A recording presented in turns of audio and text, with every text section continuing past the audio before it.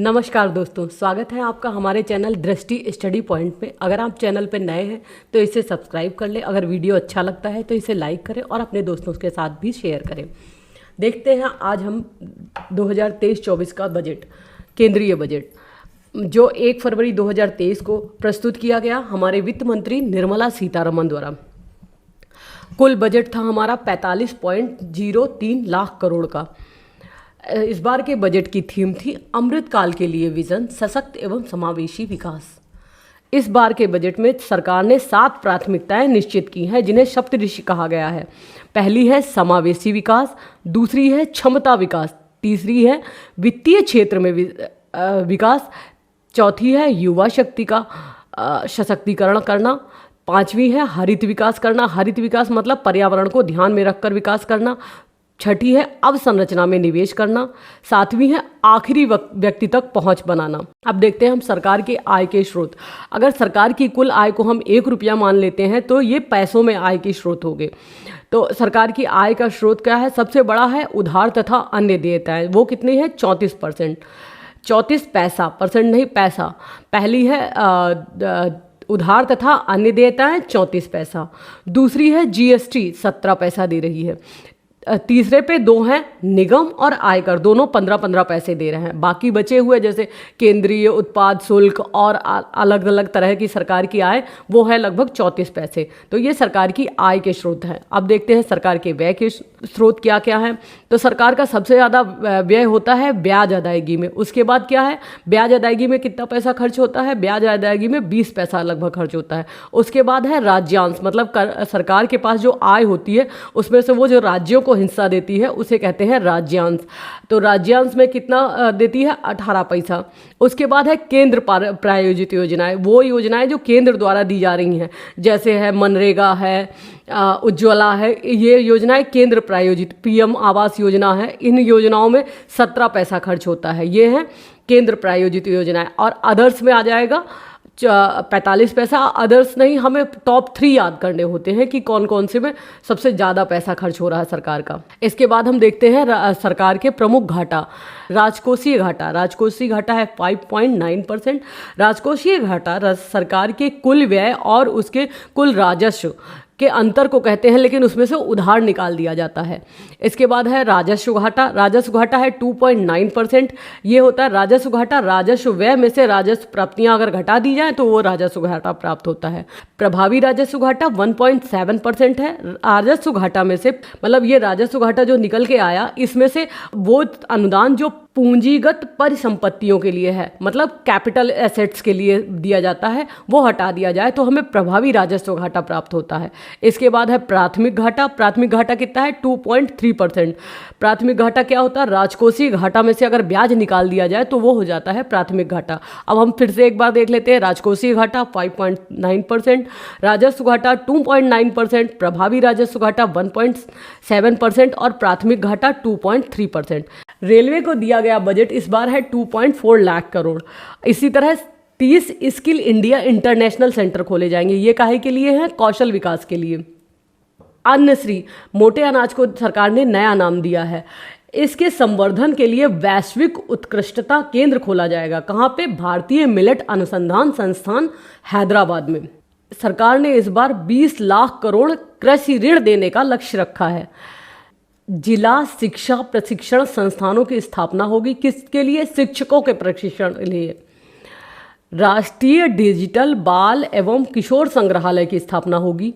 भारत श्री योजना, भारत श्री का full form है भारत शेयर्ड रिपोजिटरी इंक्रिप्शन। ये काहे के लिए है? भारत श्री योजना है पुरातन अभिलेखों के डिजिटलीकरण के लिए। आई गॉट कर्मयोगी योजना, ये सरकारी कर्मचारियों के प्रशिक्षण के लिए एक प्लेटफॉर्म है। राष्ट्रीय वित्तीय सूचना रजिस्ट्री की स्थापना होगी। वरिष्ठ नागरिकों की बचत योजना के लिए अधिकतम धनराशि जो 15 लाख थी उसे अब बढ़ाकर 30 लाख कर दिया गया है। संभारण कार्यक्रम, ये हरित ऋण को बढ़ावा देने के लिए, हरित ऋण मतलब वो कार्यक्रम जो पर्यावरण के लिए अच्छे हैं उनको ऋण देने के लिए संभरण कार्यक्रम शुरू किया गया है। पीएम प्रणाम योजना, पीएम प्रणाम का फुल फॉर्म है promotion of alternate nutrients for agriculture management योजना। ये वैकल्पिक उर्वरकों के बढ़ावा के लिए, जैसे यूरिया की बजाय हम जो वैकल्पिक उर्वरक है जैसे गोबर की खाद, इन सब चीज़ों पे शिफ्ट हो सके, उसके लिए है पीएम प्रणाम योजना। फिर है मिष्टी कार्यक्रम। मिष्टी कार्यक्रम है तट रेखा के साथ साथ मैंग्रोव वनों का रोपण करना, क्योंकि मैंग्रोव जो है एक तो तटों के कटाव को बचाते हैं, साथ ही ये हमारे पर्यावरण के लिए भी अच्छे होते हैं। इसके बाद है गोवर्धन स्कीम के तहत 500 नए अवशिष्ट से धन केंद्र स्थापित किए जाएंगे। गोवर्धन स्कीम के तहत 500 नए अवशिष्ट से धन केंद्र स्थापित किए जाएंगे। देखते हैं प्रमुख योजनाओं का आवंटन। पीएम आवास योजना 79,590 करोड़, जल जीवन मिशन 70,000 करोड़, मनरेगा 60,000 करोड़, पीएम किसान योजना 60,000 करोड़, राष्ट्रीय शिक्षा मिशन 38,953 करोड़। रक्षा बजट हमारा कुल बजट का है 13.18%, जो जीडीपी का 2% है। स्वास्थ्य बजट जीडीपी का 2.1% है। शिक्षा बजट जीडीपी का 2.9% है। तो ये बजट की प्रमुख हाइलाइट्स थे। देखते हैं आज हम लोग यूपी बजट 2023-24। यूपी बजट 2023-24 22 फरवरी 2023 को हमारे वित्त मंत्री सुरेश खन्ना के द्वारा प्रस्तुत किया गया।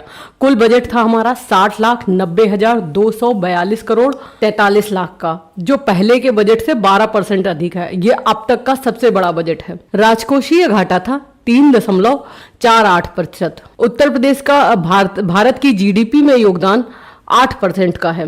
पैसा आता कहाँ से है? पैसा सबसे ज़्यादा पैसा आता है स्वयं के कर से, दूसरा जो केंद्र सरकार द्वारा राज्यांश मिलता है उससे, और तीसरा लोक ऋण से। पैसा जाता कहाँ है? सबसे ज़्यादा पैसा पूंजीगत परिव्यय यानी इंफ्रास्ट्रक्चर डेवलपमेंट पे खर्च हो रहा है, उसके बाद वेतन और उसके बाद पेंशन। ये टॉप 3 है जिनमें पैसा जाता है। अब देखते हैं प्रमुख योजनाएं। किसानों के लिए द मिलियन फार्मर्स स्कूल 2017 की यह योजना है। इसके लिए 17,000 किसान पाठशालाओं का आयोजन होगा। National mission for sustainable agriculture योजना 831.93 crore. National mission on natural farming योजना 113.52 करोड़। राष्ट्रीय कृषि विकास योजना 984.54 करोड़ रुपया। नेशनल क्रॉप इंश्योरेंस 753.70 करोड़ रुपया। उत्तर प्रदेश मोटा अनाज पुनरुद्धार कार्यक्रम 55.60 करोड़ रुपया। कुशीनगर में खुलेगा महात्मा बुद्ध कृषि एवं प्रौद्योगिकी विश्वविद्यालय, कुशीनगर में खुलेगा। आगे देखते हैं युवाओं के लिए क्या क्या हुआ है। स्वामी विवेकानंद सशक्तिकरण योजना के लिए 3600 करोड़ रुपया दिया गया है। इसमें टैबलेट और स्मार्टफोन बांटे जाएंगे। वस्त्र उद्योग में 40,000 रोजगार सृजन का लक्ष्य रखा गया है। कौशल विकास मिशन के लिए 150 करोड़ रुपए दिए गए हैं। मुख्यमंत्री शिक्षक प्रशिक्षण योजना के लिए 70 करोड़ रुपए दिया गया है।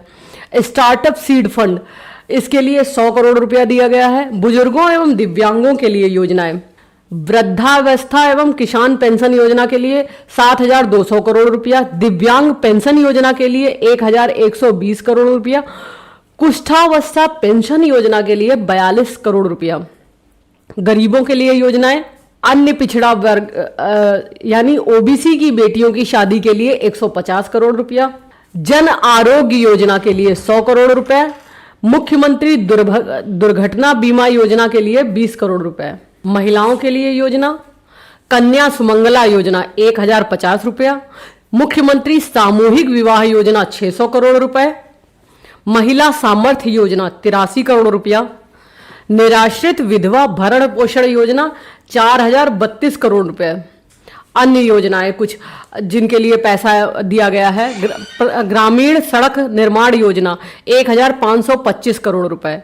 यूनिटी मॉल के लिए 200 करोड़ रुपए दिया गया है। जल जीवन मिशन, इसके लिए 25,350 करोड़ रुपया दिया गया है, जिससे लक्ष्य है कि 2.26 करोड़ घरों को जल दिया जाएगा, नल से जल। राज्य ग्रामीण पेयजल कार्यक्रम को 455.15 करोड़ रुपए दिया गया है। उत्तर प्रदेश ऊर्जा नीति को 317 करोड़ रुपए। यहां पे ये थोड़ा गलत हो गया, यहां पर होगा मेरठ। दिल्ली गाजियाबाद मेरठ कॉरिडोर को 1,306 करोड़ रुपया दिया गया है। महाकुंभ मेला जो 2025 में होना है उसके लिए 2500 करोड़ रुपए दिए गए हैं। कान्हा गौशाला एवं बेसहारा पशु आश्रय के लिए 100 करोड़ रुपए दिया गया है। बुंदेलखंड योजना के लिए 600 करोड़ रुपए दिया गया है। पूर्वांचल विशेष योजना के लिए 525 करोड़ रुपए दिया गया है। प्रधानमंत्री आवास योजना के लिए 9000 करोड़ रुपए दिया गया है। ऐसी योजनाएं हमारे लिए ज़्यादा इंपॉर्टेंट हो जाती हैं, जैसे ये प्रधानमंत्री आवास योजना, बुंदेलखंड योजना, ये योजनाएं ज़्यादा इंपॉर्टेंट हो जाती है क्योंकि इन पे फोकस ज़्यादा रहता है एग्जाम्स में। फिर है श्यामा प्रसाद मुखर्जी रूरबन मिशन के लिए 87.99 करोड़ रुपए दिया गया है। स्वच्छ भारत मिशन के लिए 2288 करोड़ रुपए दिया गया। मुख्यमंत्री ग्राम स्वराज्य अभियान के लिए 622 करोड़ रुपए दिया गया है। मुख्यमंत्री पंचायत प्रोत्साहन योजना के लिए 84 करोड़ रुपए। National mission for sustainable agriculture के लिए 631 करोड़ रुपया। नंद बाबा दुग्ध मिशन के लिए 61 करोड़ रुपए। प्रधानमंत्री मत्स्य संपदा योजना के लिए 257 करोड़ रुपया। मुख्यमंत्री मत्स्य संपदा के लिए 10 करोड़ रुपए। ऑपरेशन कायाकल्प ये स्कूलों से संबंधित है, इसके लिए 1000 करोड़ रुपया दिया गया है। मुख्यमंत्री मत्स्य संपदा योजना के अंतर्गत ही निषाद राज बोर्ड सब्सिडी योजना चल रही है। इसमें SC के लोगों को बोर्ड सब्सिडी दी जाएगी। इसके बाद है ऑपरेशन कायाकल्प, ये स्कूलों का पुनरुद्धार करने के लिए है, इसके लिए 1000 करोड़ रुपए दिया गया है। समग्र शिक्षा अभियान के लिए 20,255 करोड़ रुपए। PM श्री योजना को 510 करोड़ रुपया दिया गया है, यह स्कूलों के डिजिटलाइजेशन के लिए है। बुंदेलखंड पर्यटन योजना के लिए 40 करोड़ रुपए। मां शाकुंभरी देवी के लिए 500 करोड़ रुपए। शाकुंभरी देवी मेला कहाँ लगता है? सहारनपुर में लगता है। बौद्ध परिपथ डेवलपमेंट के लिए, ये बौद्ध सर्किट जो डेवलपमेंट हो रहा है उसके लिए 40 करोड़ रुपए। खेल विकास के लिए 25 करोड़ रुपए। स्ट्राइव योजना के लिए 35 करोड़ रुपए। कौशल विकास मिशन के लिए 150 करोड़ रुपए और उत्तर प्रदेश इलेक्ट्रॉनिक विनिर्माण नीति के लिए 401 करोड़ रुपए। मुख्यमंत्री कृषक दुर्घटना बीमा योजना के लिए 750 करोड़ रुपया। राष्ट्रीय पोषण मिशन के लिए 455 करोड़ रुपए। उत्तर प्रदेश रानी लक्ष्मीबाई महिला एवं बाल कोष के लिए 56 करोड़ रुपए।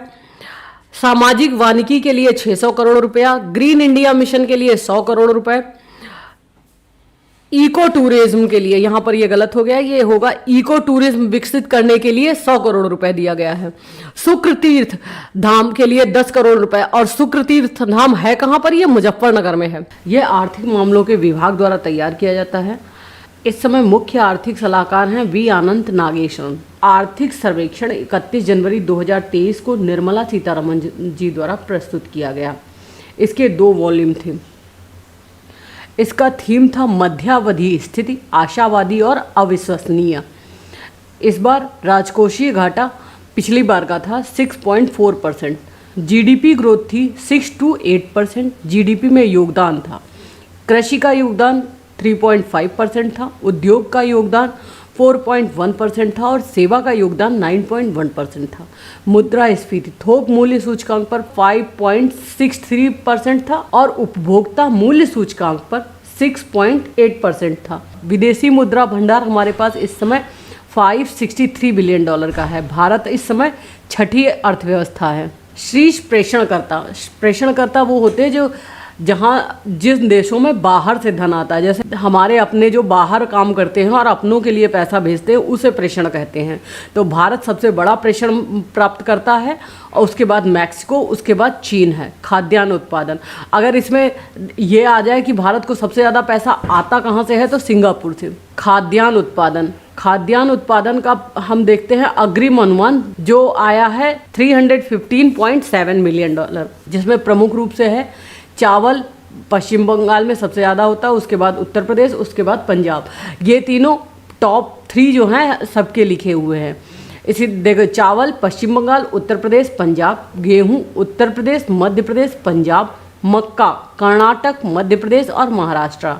मोटा अनाज कर्नाटक, राजस्थान और महाराष्ट्र। चना महाराष्ट्र में सबसे ज़्यादा होता है, फिर कर्नाटक, फिर उत्तर प्रदेश। इसमें देखेंगे आप उत्तर प्रदेश तीसरे नंबर पे है। अरहर या तुअर दाल, इसमें महाराष्ट्र, मध्य प्रदेश और राजस्थान। कुल दलहन में मध्य प्रदेश सबसे ज़्यादा है, उसके बाद महाराष्ट्र और फिर राजस्थान। कुल खाद्यान्न का 17.77 यूपी द्वारा ही दिया जाता है। उसके बाद मध्य प्रदेश, फिर पंजाब। मूंगफली में गुजरात आगे है, उसके बाद राजस्थान, फिर तमिलनाडु। सरसों में राजस्थान आगे है, फिर मध्य प्रदेश, फिर हरियाणा। सोयाबीन में देखिए, सोयाबीन में ध्यान देने वाली बात है, सोयाबीन पे पहले भी क्वेश्चन बहुत आ चुके हैं। पहले मध्य प्रदेश बहुत दिनों से आगे था, अब मध्य प्रदेश को आगे पीछे छोड़ के महाराष्ट्र आगे हो गया है। तो सोयाबीन में महाराष्ट्र आगे है, फिर मध्य प्रदेश, फिर राजस्थान। सूरजमुखी, सूरजमुखी में कर्नाटक आगे है, तेलंगाना, फिर उड़ीसा। कपास में गुजरात आगे है, गुजरात में सबसे ज़्यादा होती है, फिर महाराष्ट्र, फिर तेलंगाना। कुल तिलहन में राजस्थान पहले नंबर पे है, उसके बाद मध्य प्रदेश, फिर गुजरात। गन्ना, गन्ना यूपी में सबसे ज़्यादा होता है। कितना होता है?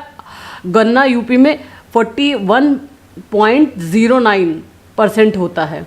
इसके बाद महाराष्ट्र, फिर तेलंगाना। जूट व मेस्ता में सबसे ज़्यादा वेस्ट बंगाल या पश्चिम बंगाल, असम, फिर बिहार। चीनी का भारत सबसे बड़ा उत्पादक और उपभोक्ता है, लेकिन निर्यात में दूसरे स्थान पे आता है। तो पहले स्थान पे कौन है? ब्राज़ील है।